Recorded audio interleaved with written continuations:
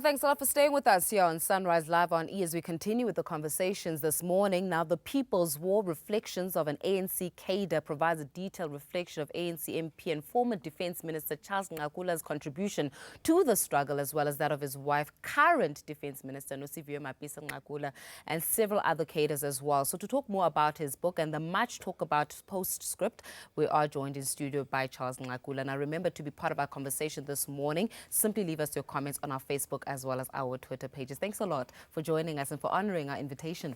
Well, thank you very much for inviting me. Now, getting straight into the book, you know, it was such an interesting read, especially when it comes to the postscript in itself. And I want people to pick up specifically on the need for the ANC to be saved. Somewhere in the book you say that the ANC needs saving. Does the ANC need saving, and how do you save the African National Congress at this stage? It is true that the ANC needs to be saved.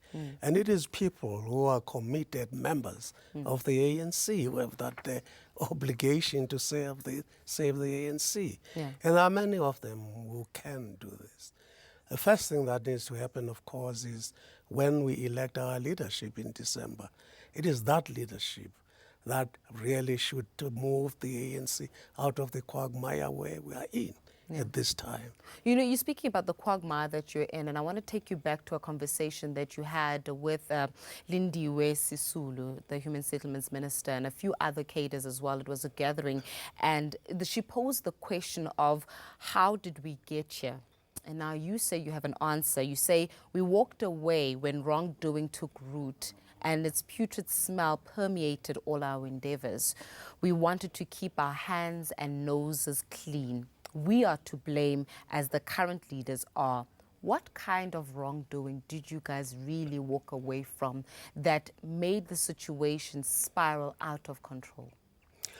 You know, let me put it this way, the sociology of the ANC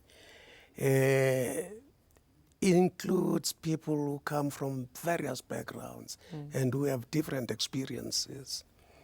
And at times, therefore, you know, some of our leaders get annoyed by some of the things that are done by those particularly who rise and speak the truth.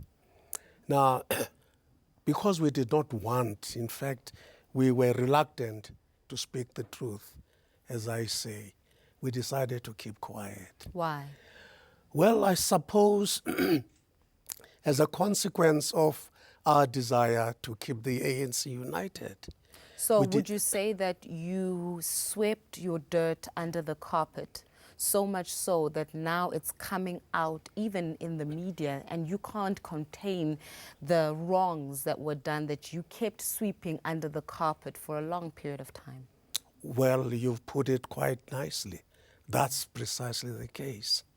When you're looking at the troublemakers of the African National Congress, who would you say are those troublemakers? Because you do speak about troublemakers. Who are those people in the ANC that you can point out today without fear and say, you know what, Faith, these individuals, they're troublemakers. They don't do good for the ANC. If I were to do that, I would actually be exacerbating the problems that we are in. I don't want to do that.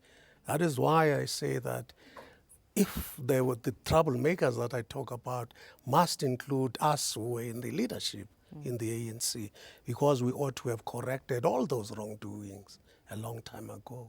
Now, when we're looking at those troublemakers, do you know them personally, by name, and what they've done to contribute to the African National Congress being in the state of crisis that it currently is, or divisiveness that it currently is? Well, we know who has been divisive in the ANC. We know who have been leading factions in the ANC. We know those who have been corrupt in the ANC. But as I say, it would not help, you know, our effort in trying to unify the ANC if I was to stand here and say so-and-so has been guilty of this, so-and-so has been guilty of that. It would not be helpful to what we are trying to do. Would you then say, then give me this, would you then say that a significant portion of the African National Congress leaders have their hands dirty? Not a significant number, not at all. It's only a few people who have been causing problems.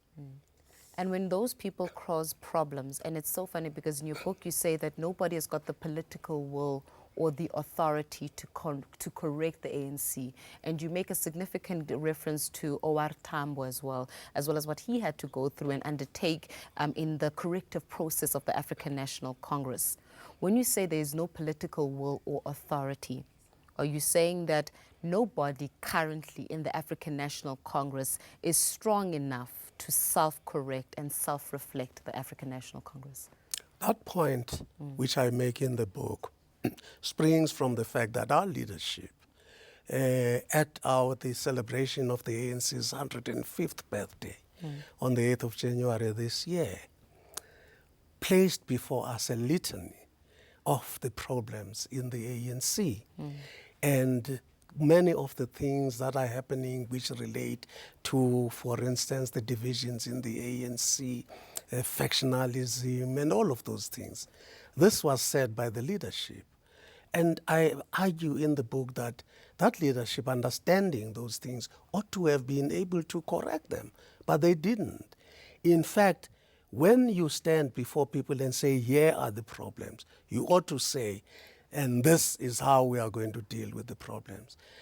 Now, I felt that the leadership were actually asking other people to resolve the problems and not them. So I did not see a political will to address these problems.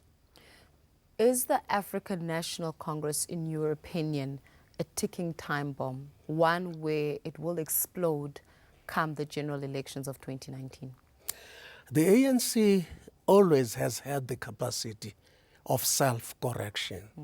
And I do believe that this is going to be the case as well.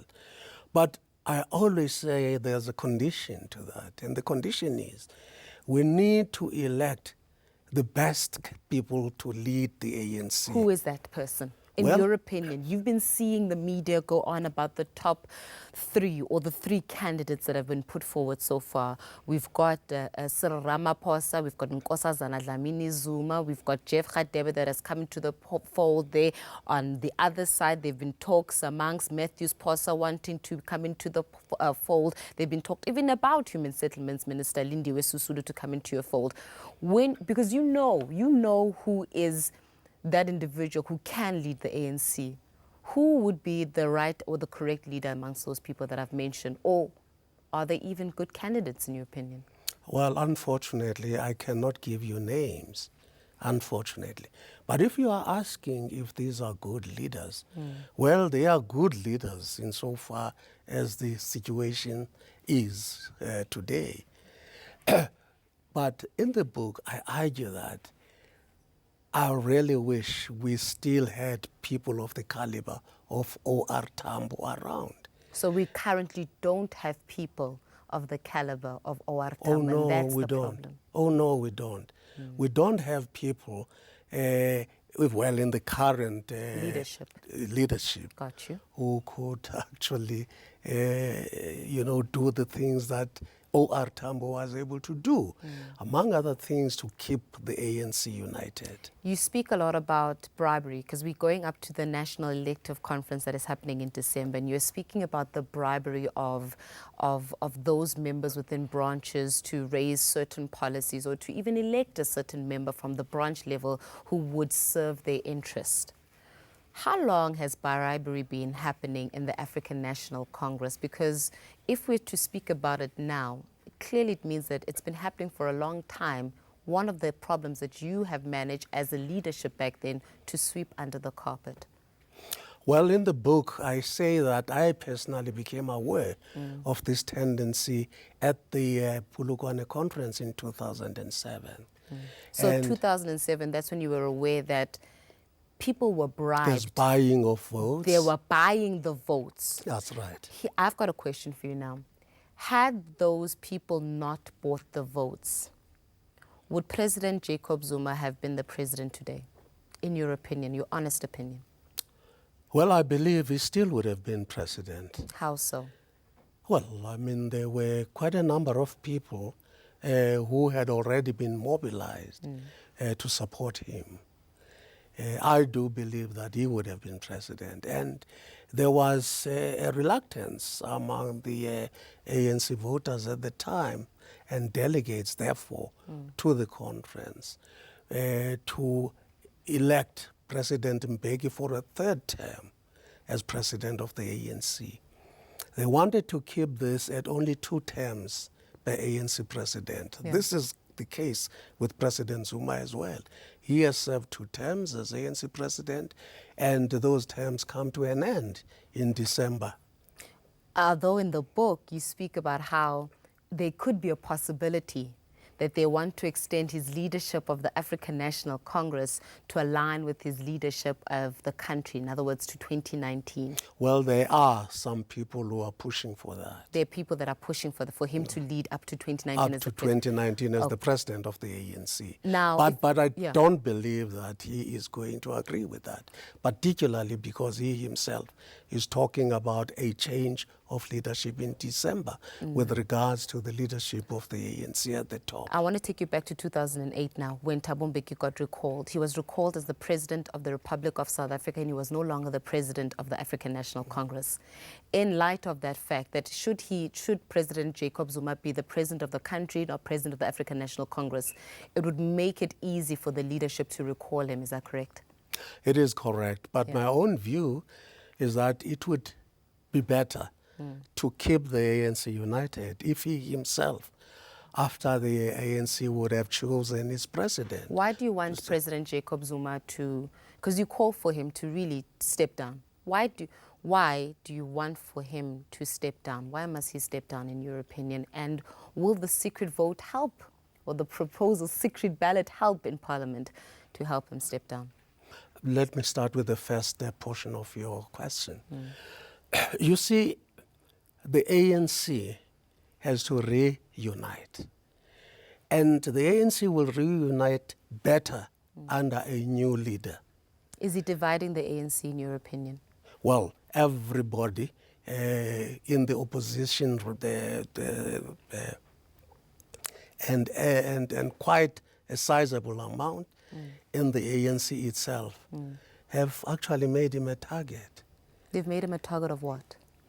Well, he's being attacked left, right, and center by quite a huge portion of not only those who are in political organizations, but our population as well is unhappy about him. Are you scared for the safety of your wife, given these revelations that you make in the book, and your opinion, and your strong opinions about the African National Congress? She's the current defense minister.